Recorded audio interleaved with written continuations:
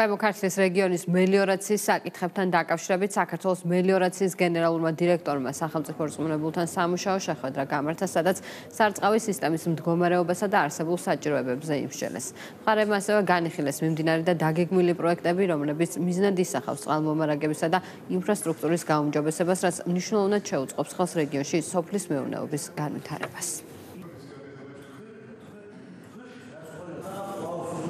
მოვისმინეთ ის საკითხები, რომელიც საჭიროებს სწრაფ გადაწყვეტას. მერებმა წარმოგვიდგინეს ის პროექტების ჩამონათვალი, რომელიც საქართველოს მელიორაციამ 2026 წლის გეგმაში უნდა გაითვალისწინოს და განავითაროს. მოგიხსენებათ, რომ სარწყავი სისტემები სოფლის მეურნეობის განვითარებისთვის ერთ-ერთი მნიშვნელოვანი და პრიორიტეტია. ამიტომ ამ შეხვედრაზე დაიგეგმა სამომავლო განსახორციელებული სხვადასხვა სახის ღონისძიებები, რომ მომავალი 2 წლის განმავლობაში გაკეთდება ყველაფერი, რომ მოსახლეობის უმეტეს ნაწილს ჰქონდეს შესაბამისი ნაკვეთების მოწვის საშუალება.